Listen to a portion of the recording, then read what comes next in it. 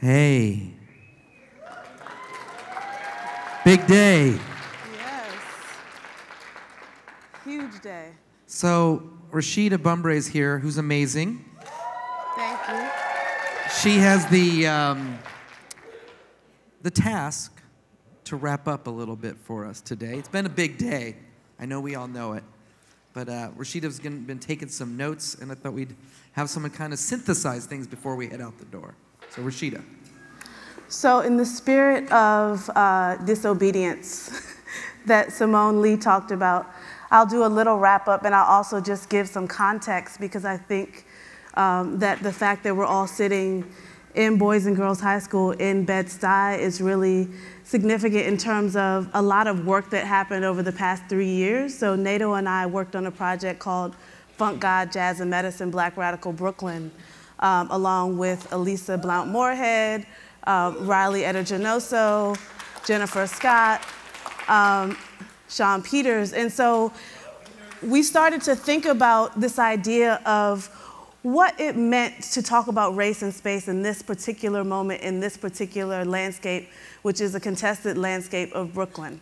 And specifically, we started talking about this trauma and the reality of gentrification, which we all know is really a backdrop to the conversation about education that we've been having today and about curriculum.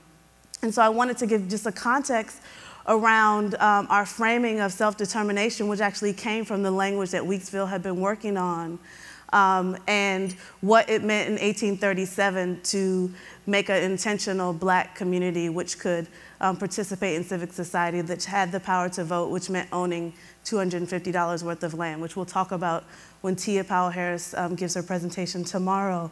But just in terms of thinking about the conversation of Black Radical Brooklyn and the idea of this particular space, and there's an image, oh, the image isn't here. Well, I have, oh, here it is, an image actually of 10 Claver Place, which is where the East existed. And I don't know how many people in this audience are familiar with the East, but the East was a Pan-African Black nationalist space for education. It was a jazz venue. There was a journal, a newspaper.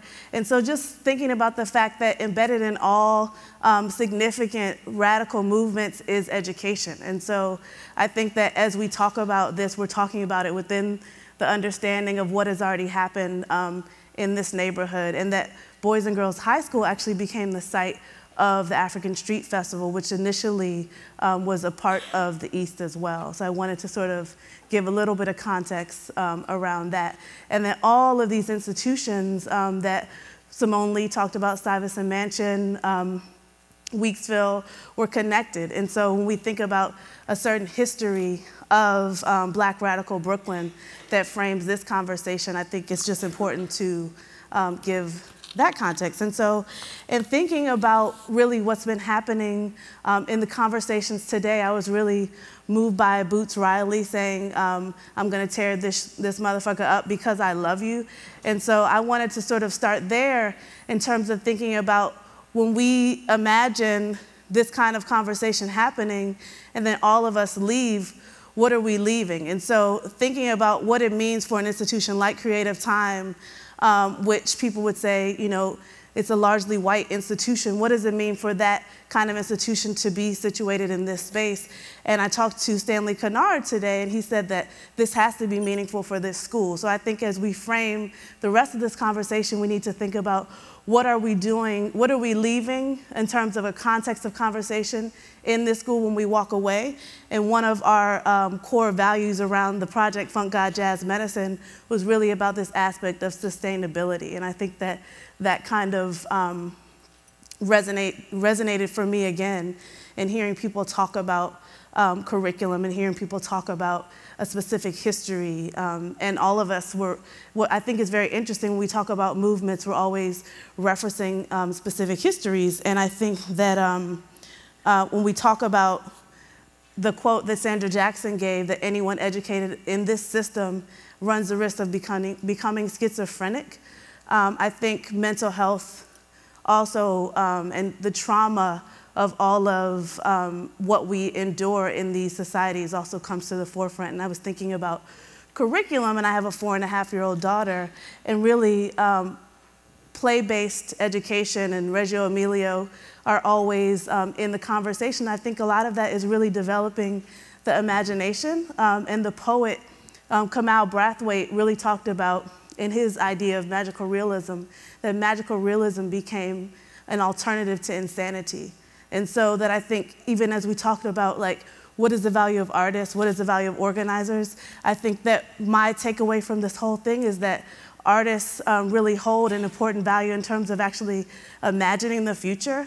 And I think that any good movement is looking forward 100 years as opposed to just responding. And I think that one of the things that we can do as artists who we hope that we're visionaries is to connect with organizers. So when Boots talked about, I don't want my work to inspire artists, I want it to inspire organizers, how do those two come together? And I think that many people were also having that conversation. And so in order to respond to the crisis in education and the crisis of spatial deconcentration, which I think is what's happening in this neighborhood and across the country. If we think about all of the major catastrophes that have happened, like Hurricane Katrina, for example, that was sort of a sped up version of gentrification where a catastrophe happened, people were sent out from their space, and then what came in was to displace them. And so I think that kind of shows that that's an example of what's happening here much slower. And so I think we just have to be really cognizant of what's happening so that we can actually get ahead of it.